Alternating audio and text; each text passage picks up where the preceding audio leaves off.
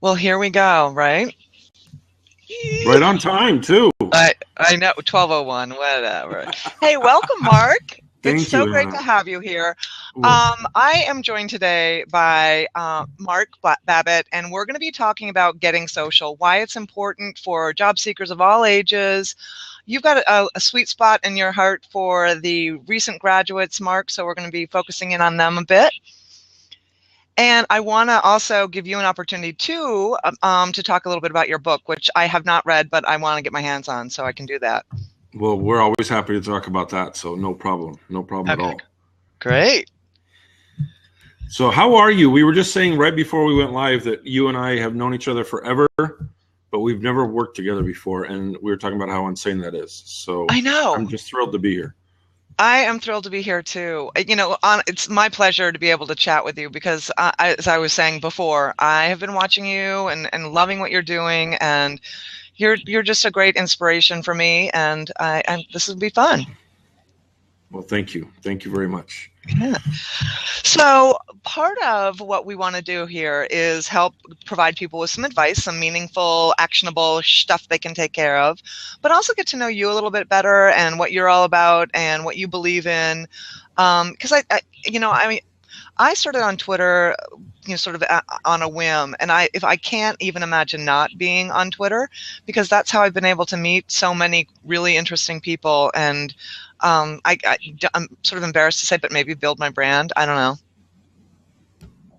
Well, here's the funny thing is I had to be forced to be on Twitter. I've told this story many times, but I didn't get social media. When we first launched U-Turn, it became mandatory because our business model had to change. When we first launched our site, we were going to work directly with universities and career centers, and the recession hit, and they didn't have any money to spend. And so we had to switch from a business to business B2B model to a business to consumer model. And we did it 6 weeks before we launched. And so we had to rewrite all the copy for the site and change our focus on blogging. I mean, we had everything. It was a total pivot. And it was nerve-wracking. And even when we did that, I was so reluctant. I just didn't believe in social media. I didn't. All I knew about it was my kids being on Facebook instead of doing their homework, and so it took a long time. And now, like you, I can't even imagine a professional life without it. I mean, I've met so many great people, including you. Most of our contributors, our board of advisors, our partners, our partners at education. It seems like 90% of them we met on social media and specifically Twitter. So it's an exciting world. What was that turning point? When was the aha moment? I get it. A Twitter chat of all things. My team dared me to get on Job Hunt Chat, and it took them almost 3 months to talk me into it. And because I just didn't want to stick my neck out, I didn't want to be vulnerable. I didn't want to be that 50-year-old guy that made an ass out of himself. Excuse my language, on social media, right? And an hour later, I was hooked. I met so many great people in that first hour, and I've been an evangelist ever since. Yeah, it's pretty powerful. It's pretty cool. Do you have a favorite platform? Well, I suppose Twitter is the platform that I connect with people the most, but I love LinkedIn. I think it's such a powerful tool. Mm-hmm. You said building your brand.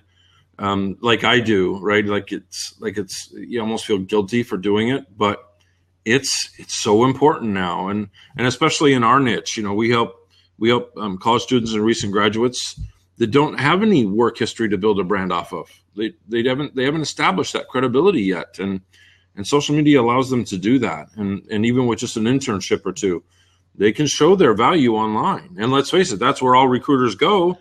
When they get a resume or they get a referral, that's where they're going. So we better have a brand established. And up until social media came along, and especially LinkedIn and in part Twitter and Facebook, we all we had was our word, and we were selling us based on what we thought people wanted from us instead of being real and just throwing the brand out there and providing value. So it's changed.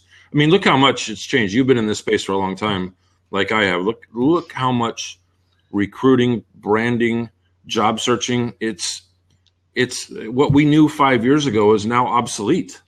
And I love the fact that what we knew 5 years ago is obsolete, because it was much harder 5 years Oh, ago, it I sucked. think. Yeah.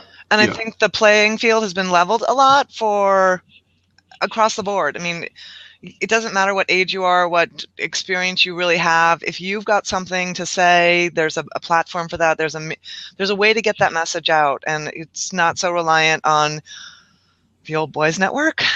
Right. Right. Well, and especially for certain sectors, for the college students, for recent graduates, for some women, I hear all the time now that women can actually rise above that old boy network, and we deal with that in my family. And what my wife is a aerospace engineer in a very male dominated society. When people go to check her out online, they go, "Wow, you're not just an engineer. You got your stuff together." And before it was, yeah, great, a female engineer, right? So for some sectors, social media has been far more important than others. So why do you think, like, if you were, when sort of am sometimes surprised at the lack of knowledge, lack of knowledge that new graduates have about social media. Like, we think that they're the millennials, they should know all about this, but I think they missed it. They missed how to apply it to career stuff. You're so right, and I tell you, well, first of all, I'll tell you, I blame the helicopter parents in our education system. I mean, we're not preparing our young talent for the workforce at all, let alone how to ascend into the workforce. I mean, we're still teaching what we call the big lie, and the big lie is that if you go to high school and you get good grades and you're a good citizen and you do some community service work, maybe play some sports and show some leadership, you'll go on to college and you'll get your degree and you'll go through the whole process again 4, 5, 6 years later, and you'll have that degree and there'll be a job waiting for you, and all because you earned that degree. And that's a big lie now.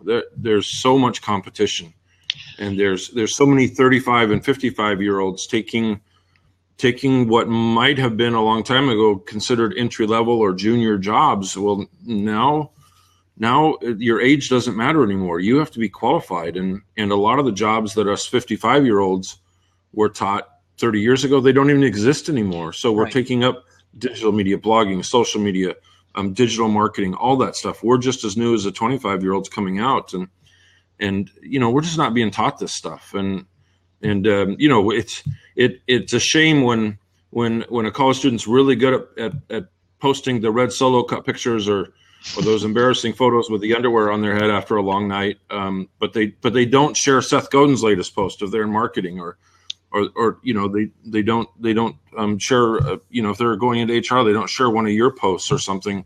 There's no branding, there's no presence, there's no value there. And that's what we're trying to teach at U-Turn is how to establish that brand, how to develop that credibility well before you need it. Yeah, and you mentioned something about the helicopter parents and how they really don't get it either, and they're sort of perpetuating the big lie that get good grades and you're going to make it. That's it, and we almost wear our kids' college degrees, and I have 4 kids now of college age. 2 of them are already out of college. We wear our kids' college degrees like badges of honor, like parental merit badges, and that's not enough anymore. That's we have to start talking to them now about if you want a really good job or an internship a year from now, or start a good career 3 years from now, it starts right now. It starts while you're still in college. And oh, by the way, if you just graduated college and you didn't take the step, it's never too late. But you got to start. You got to play the game the way the game is played now. You can't be playing sorry and on a Monopoly board. It doesn't work, and that's what people are doing. It's not working for them. No, it's not. I was lucky enough to speak for the last few years, to an incoming freshman class in our city here, and I was talking about online reputation management to these incoming freshmen, and they weren't ready to hear it, but at least I felt like I was, the first time they're going to hear this. Hopefully they'll hear it every year, every semester till they graduate. Well, that's all we can hope for, right? If there's enough of us beating the drum, and we do it in an engaging way, my hope is that this will become second nature. That your online presence, building that instant credibility, will come just as naturally as building that crappy resume that the Career Center wants you to write. And we young Chris don't even think twice. Oh yeah, I need a resume, right? That's been beaten to them. But social media, online presence, that we haven't crossed that bridge yet, but we're getting there, and a bunch of us are working hard to make that happen. Absolutely, absolutely. So, besides being really fluent and understanding social media, what's the one thing that you wish that you could just sort of pipe into every college freshman's brain? What do you want them to know? Accountability. Getting right back to the helicopter parents thing. Nobody's going to build your career for you. Nothing magical is going to happen. I mean, yeah, there are a few people out there that get lucky. They're in the right place at the right time. But if you're not accountable for building your career, if you don't start working hard right now, it's not going to happen, because there's too many other people that are doing it right now, that have already started, and that's your competition, right? And once you become accountable, now you're able to compete. And it's amazing to me how many people go into a job search and they go, I'll just throw some resumes out there, la-di-da, no big deal. No passion, no work. It just doesn't work like that anymore. And the competition is stiff, and you're getting your butt kicked. And so that's what I wish I could almost beat into people. And by the way, not just college students, but we work with 35-year-olds, those 50-year-olds. Same thing. Well, I have 25 years experience. Yeah, that doesn't matter anymore. It doesn't. Nobody cares if you used to manage 53 people in an old school archaic dinosaur company, right? We're looking for dynamic leaders now. We're looking for leaders who inspire, not people who just care about conformity and compliance. Managers, we want leaders. And if the leader is 25, that's just as good for us as 55, right? So it's not just the recent graduates and the college students. It's across the board. We need to be far more accountable so we can compete better. So what do you think employers and companies are going to do to better educate their potential their candidates? Because I still see the crappiest job descriptions I've ever seen. How can they get away with that? When are they going to because if they want better candidates, which they say they do, they're going to have to up the game a little bit and educate and do a lot more. What do you think? Well, it's so funny. I'm not even going to mention the companies because it would embarrass both of them for different reasons. But we just put side by side from the aerospace industry, just this incredibly dynamic, fun job description from one company, and we compared it to the exact same title at this old school dinosaur company. And it's like, which company would you rather work for? And 99 out of 100 people said, oh God, I'd much rather work for this well-written, clever, dynamic job description, than this other thing that could have been written in 1974. And I think here's what's going to happen, Hannah, is companies are self-selecting. Let me use this analogy. You ever walk into a restaurant or hotel lobby and you hear, Hall & Oates and Steely Dan in the lobby? Right. You know who they're trying to attract, right? You know they're looking for the older demographic. That they're playing music that the general manager thinks their audience, their clientele wants to hear, right? But then you walk into a W hotel or something more hip, more contemporary, and you get this, nice little thump going, and you start bobbing your head and you go, hey, this is a fun place, right? Well, that's what we see in these job descriptions. We got Hall & Oates on this side, and we got thump on this side. Who would you rather work for? And HR people. Here's the other thing that really bothers me, if you don't mind me saying it. HR people, that they're using social media to select the most dynamic candidates, and to rule people out based on certain criteria, but then they don't follow that criteria themselves, right? They have typos in the job descriptions, and their social media presence is terrible, and their blog is terrible, and they don't engage with people, and yet you eliminate the candidates for those very reasons. Right. It's hypocritical, and But here's the good news: there are companies who get it.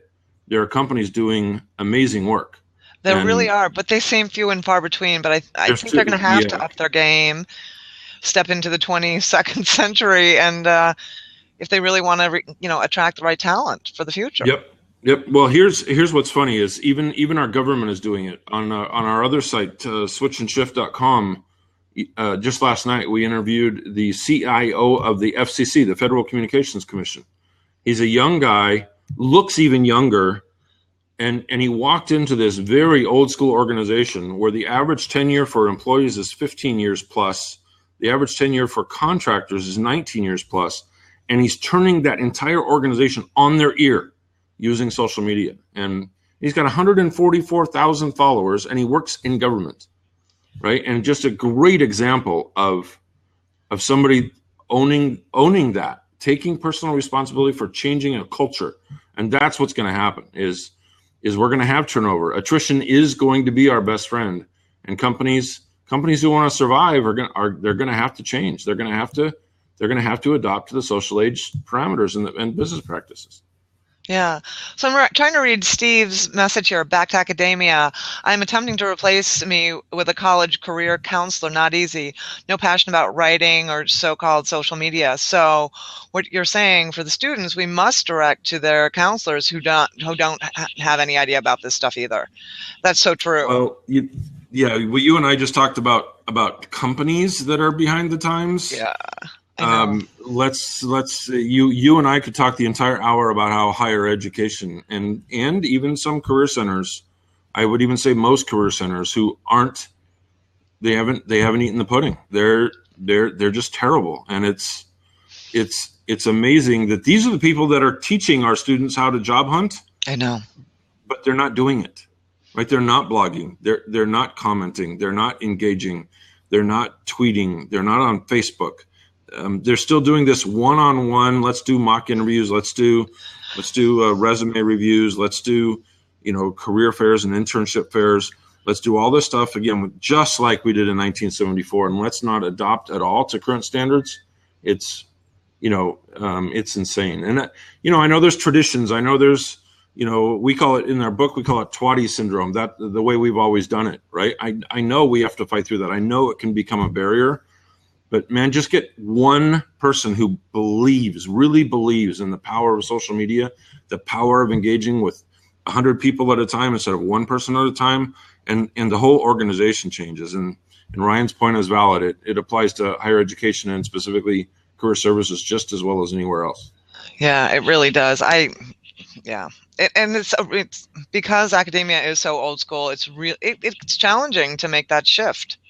Well, but here's the fun part. I get to speak 20, 30 times a year now on college campuses, and there are college campuses that are getting it. Now, yep. I'm not saying it's always the biggest or the boldest or the most prestigious, but some schools are doing amazing work in this area. And, you look at little Elizabethtown College in Pennsylvania or Christopher Newport University in Rhode Island. Just, they're putting this huge investment in getting their students prepared for the real world, not just spitting out degrees, not just a degree factory, but actually preparing their students for the real world. And it's good to see. It validates our work. Well, a shout out to Elizabethtown. My husband's cousin works there in their development office. So, yoo-hoo, good for them. They're doing really good work. Yeah. It's a great thing to hear. Okay, so what does job search in the future look like, Mark? I think it's all you hear this all the time, but we used to say it's not what you know, it's who you know, and I think it just keeps progressing. It went from it's not what you know, it's who you know to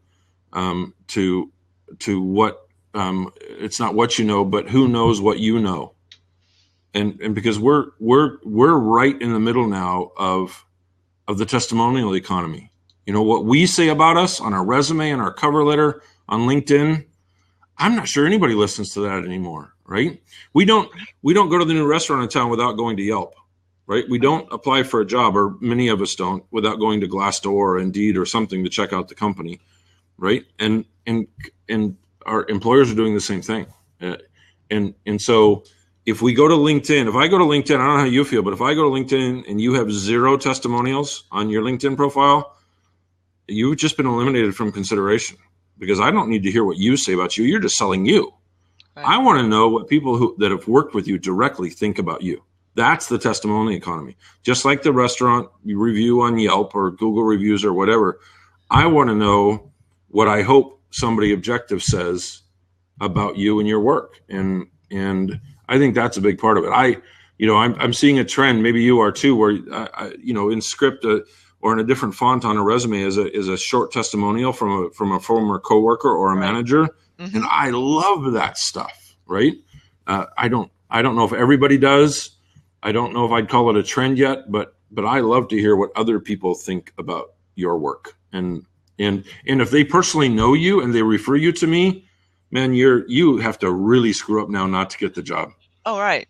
Yeah, absolutely. Right. So yeah. I think that's where I think job search is going, is our job now isn't to write the best resume or even to have the best online profile. Our job now is to earn an enthusiastic referral. That's our job. Who do we know at the company we want to work for? How well do they know us? And if they don't know us and we don't know anybody, how do we get there? Right. That's where the hard work comes in. But that's why LinkedIn rocks, because LinkedIn can let you find anybody. Right. And then you scroll down to their LinkedIn group and boom, you can connect with them right now. Yeah. Now you start following a LinkedIn group. You build a relationship over time. No, this doesn't help you get a job tomorrow, but it does, a month from now or 2 months from now. The average job search is still almost 6 months. Yeah. Why not start building those relationships now? And don't just settle for LinkedIn. Once you find them on LinkedIn, go find them on Twitter. What Twitter chats do they hang out in? What do they believe in? What do they stand for? Do you have that in common with them? Is that something you can build? Is that the basis of a new relationship with this person? And find out all that stuff before you apply for the job. Don't send a resume in black and cold. Build the relationship first. Then earn that referral, and now you're in. That's where I think we're going. Is people are going to figure this out. It's the golden ticket, and boom, it's how people are finding work now. Absolutely. And it's a safer bet for the company too. The company has a lot less to lose with their hiring a referral. Lots of people said they come up to speed faster. They're going to last longer in the role. There are all kinds of benefits for the company as well. Well, I was actually, Ross Brandon's in the chat stream commenting away, and I see him. He held an event in New York that I spoke at NYU, and one of the panelists there used a statistic, I think it was from Business Insider, 1 in 235,000 applications on a major job board results in a job offer. 1 in almost 250,000. Yet if you are referred by the employer, there's a 40% chance you'll get an interview. And if you do well in the interview, there's a 40% chance you'll be the one offered the job. If you're a referral. Yeah. So on this end, you have 1 in almost 250,000, and on this end, it's 2 in 5. Hello? It's not rocket science, right? No. And I have one of those in my house, so I know this for a fact. It's definitely not rocket science. But we just haven't made that transition yet. We still go to Monster. We still go to Indeed. We still do everything we did in 1999, and we haven't adapted yet to this new social age way of finding work. It's got, I think the time is ripe when we see more and more companies creating social communities to help lure candidates in and answer questions in advance. I think that's all a step in the right direction. Well, and it's, I tell you what, for us, for people like you and me, Hannah, in what we do for a living, we don't do this for the money, obviously. Nope. We do this for those aha moments. We do this, maybe you speak to 300 people and not everybody gets it, but you get those 30 people that come up to you afterwards and go, holy crap, I had no idea. The light just went on. I get it now. And that makes everything worthwhile. When you see that light go on, when you see those aha moments, when you provided that actionable inspiration that somebody needs to get off their butt and be accountable and compete well, that's what we do this work for. Yeah. Hey, I'm sensitive to your time. We've got 4 minutes. Oh, is 4. that all? Oh my goodness, it's gone by so quick. I know it, but that's what I love about this because we're not going to be here all night chatting, right? So, Mark, tell me about your book. Tell me what you want people to know about it. Well, we'll It's an make this awesome quick. book, right? It's done amazingly well, actually, and knock on wood.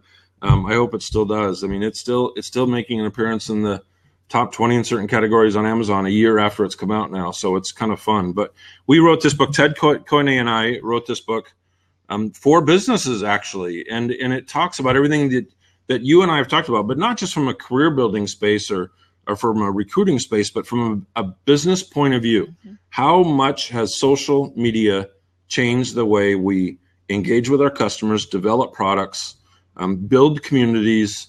This is a world changer, and it's not just recruiting, and it's not just career development that's changed over the last 5, 6, 7 years. Everything we do differently now because of social media. So that's why we wrote A World Gone Social, and it's led to some exciting opportunities for me and you, Turn and Switch and Shift, and it's also led to some of those amazing aha moments. So it's not easy writing a book, as you know. I know. It's definitely a labor of love, and while you're writing it, you don't know if anybody's going to read the damn thing. And then when it turns out somebody does, it feels pretty good. So we set out to make a difference by pointing out what some of us know now is the obvious. But when we started writing this book 3-4 years ago, this was brand new stuff, and it was definitely a labor of love to get it out the door. Well, I am so glad that you guys did that because it's hot. It's an important topic, and everybody needs to know about it. I'm trying to copy and paste a link right now in the chat so that people can go get themselves a copy. Maybe I should go order one while I'm there too, huh? Thank you. And I see that Ryan and Ross and everybody, they're saying very nice things in the chat room. So thank you guys. That means a lot to me. Thank you. Yeah, there's a lot of great stuff in the chat. So please, if you missed this and you're watching it, the replay, check out the chat. There's some good stuff there.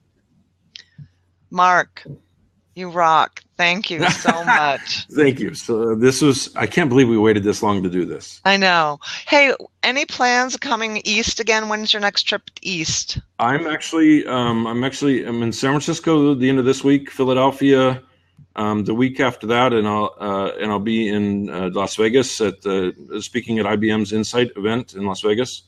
And then Chicago in the first week of November, and Boston the second week of November. But I haven't quite made it to Rochester yet, but I'm going to. I promise. All right, I can travel, so I might see if I can find you down in Boston. My brother. Oh, that'd be fun. There. Yeah, that'd be fun. Yeah, let's do that.